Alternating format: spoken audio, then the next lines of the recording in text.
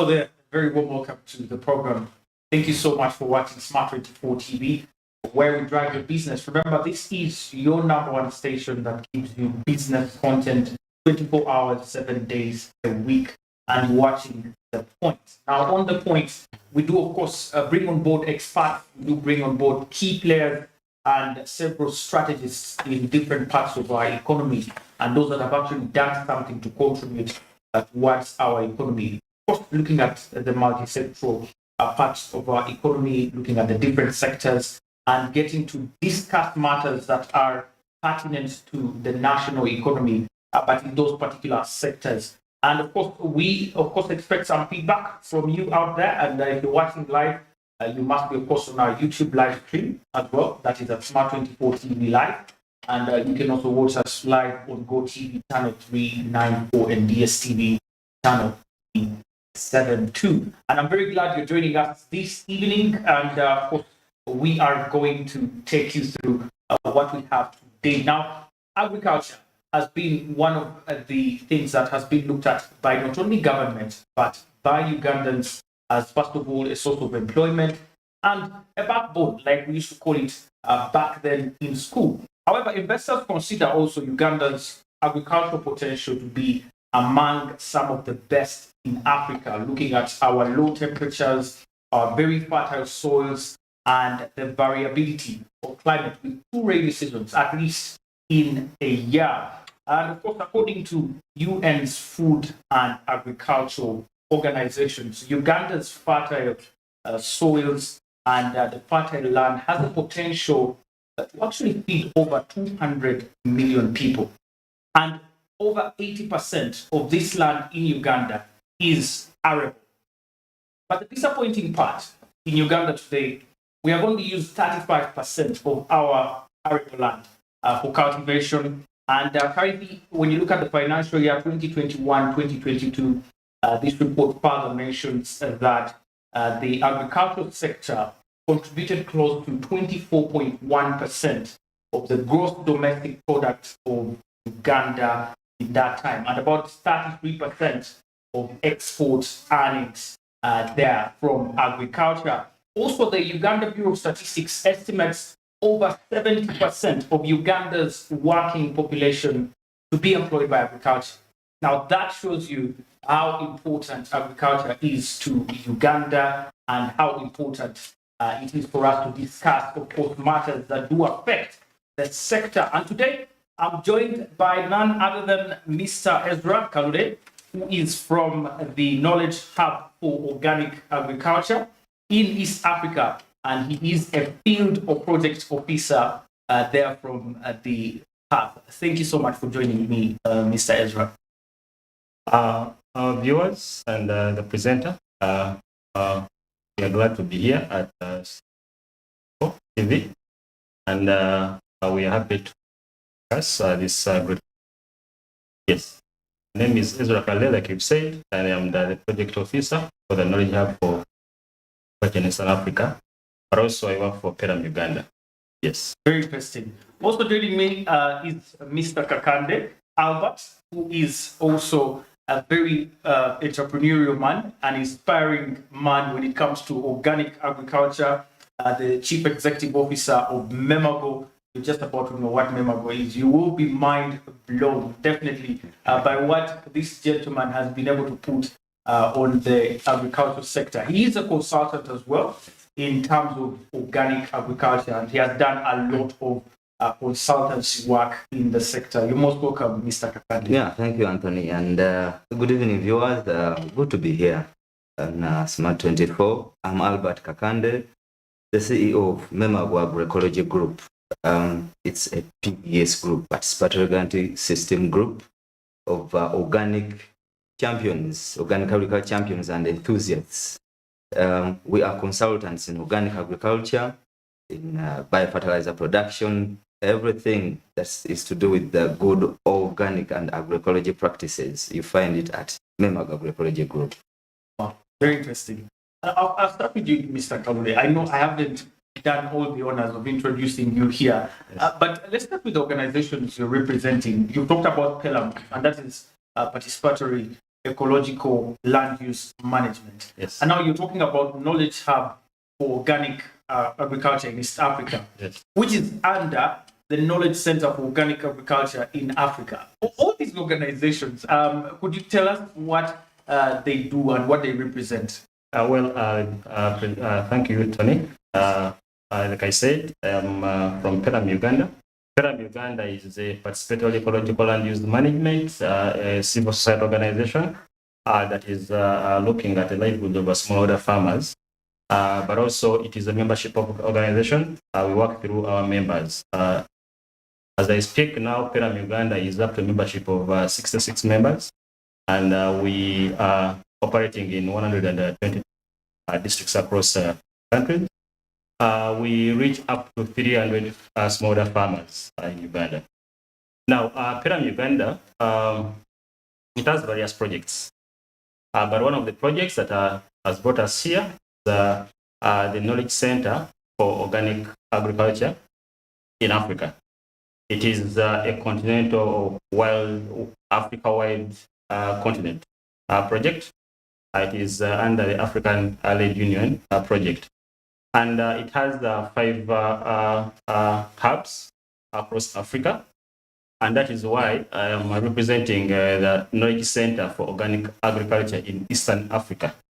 And countries there, we have Kenya, we have Uganda, we have Rwanda, and then we have Tanzania. And so the others are projects under the organization. Yes, but of course we are working with partners across, like I said, Peram Kenya, ROAM, that is the Rwanda Organic Agriculture Movement, yes, and then Tanzania Organic Agriculture Movement. But also we are having, we are under the lead coordinating agency, that is the Biovision Africa Trust, that is based in Nairobi. So that is how we operate as Peram Uganda. Wow. Yes. Very interesting. What's the underlying objective of all these organizations? Well, for example, when you look at the project itself, the underlying objective of the project is to make sure that the ecological organic agriculture systems are incorporated into the country's main agriculture systems. For example, like I said, operating with those countries, we want to make sure the project that, these ecological organic agriculture systems are incorporated into the different countries' agriculture systems. Yes, and of course, like I said, Peram Uganda is looking at, ensuring that the smallholder farmers in Uganda, of course, by statistics, it is the smallholder farmers are contributing a lot in terms of the agricultural development, but also the economy of this country. So we are working with them. We are not working alone. We are working with them, working through them to see that, their livelihoods are, safe. Yeah. Interesting. Mr. Kakande, you talked about Memago, and to my understanding, Memago is Masurita, Mende, and Gombe group, Yes. Agroecology, Group, yes. right? Where is the brainchild of this group? When did you think about this group, and why Agroecology for you? Yeah, my brother Israel has talked about the Knowledge Hub for Organic Agriculture in East Africa, where I am a multiplier. So a multiplier is a trainer, yeah, and there are several of trainers. He talked about the network of member organizations that subscribe to Peram. Now, each organization has a trainer on that project, yeah.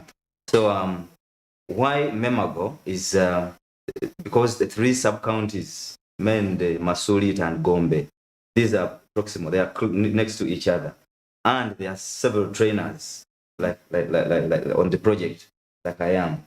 And then one day you said, how did the idea get birthed? I birthed this idea and said, okay, now yes, we have trained these farmers.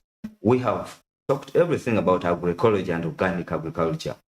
Now, these guys need to get going, need to get started doing what we are teaching them. Roll their sleeves. Let them get going. However, there's a Uganda saying, "Masogo muganda gali mungalo." As in, they want to see what you are telling them. They want to see you doing what you are telling them to do. Now, I told these guys, look, yes, the project is here. We have trained these guys. but we need to start doing what we are telling them to do. So that's when we came up and said, okay, we need to create a serious entity that is going to do business in the organic agriculture that we are teaching them. Especially, we want to model the real business sense of organic agriculture that we are telling our farmers to do. So we joined hands with trainers in Masulita, trainers in Gombe, trainers in Mende sub-county. And then I happen to be the CEO of that group. We trained as a participatory guarantee system, PGS. This is the tier first level organic certification of organic products on the market. It's international accepted. IFOAM, accepts it as a certification, a quality assurance step or level in organic agriculture.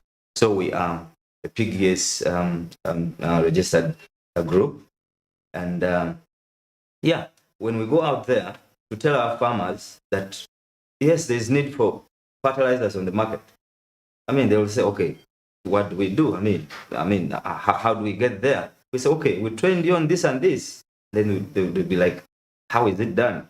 So we go into real doing that. So we do biofertilizer production. We model what we teach. So that's how Memago came to exist. Memago subscribes to Pelham directly through, we are trainers on the projects. However, as a group, it's growing, and we fall into Pelham circles actually. Yeah, so that's Memago, and that's the basis of Memago. Yeah. Very interesting.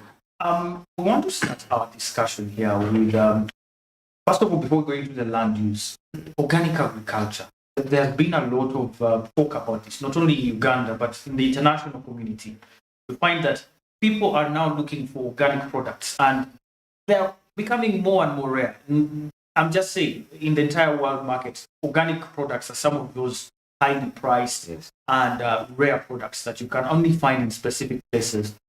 But let's start with the genesis of the entire organic agriculture. Mr. Karuli, forgive me for that, but what is organic agriculture? Where do we put the line between organic agriculture and the inorganic sort of agriculture? Organic agriculture may not entirely have a single definition, but organic agriculture is basically appreciating nature. What do I mean? Using the surroundings to have put food on the table. For example, people believe that to be an organic agriculture farmer, you need to have chunks of land. But of course, now for us, we are saying no. Even that small space of land, you can have, you can grow food and earn a living out of it. So basically, organic agriculture is basically using the surroundings. When I talk of the surroundings, for example, we are surrounded by the green environment. Of course, now in town, which you are killing, but basically, we're using our natural ingredients, I would say, in terms of farming, to produce a food on table, and of course, do away with toxic, nutrients or acids and all that. Yeah, so we are using the nature to have food on the table. Yeah, I want to add something. When someone talks about organic agriculture, in modern agriculture, we are running away from just going to the garden and dig and put anything to the soil. We are saying we can ably use biological means to produce food. By biological means, I mean, he talked about the nature, what is in my environment. There are several grasses that are rich in nitrogen, for example. There are several grasses that are rich in potassium, for example.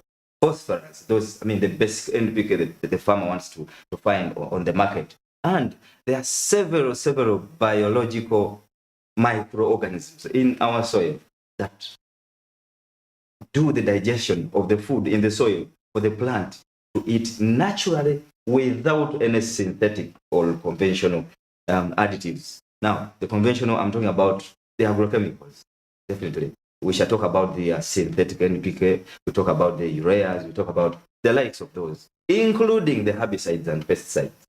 So now, organic agriculture embraces the use of biological means in tilling land, fertilizing the land, growing our crops, rearing our animals, because it's an entire entity, not only the crops, but the animals as well. We can ably rear or manage our flocks and birds organically. So that's exactly what organic agriculture means in a nutshell. Absolutely. Yes. We want to take a short break, and when we return, very well, Mr. Kalde brought it out that many people think it's on a small scale that you can actually do this. Okay. Today, the demands for food have gone up because as populations grow, demand for food goes up, and therefore we need to tilt the land further and get more yields in even smaller spaces.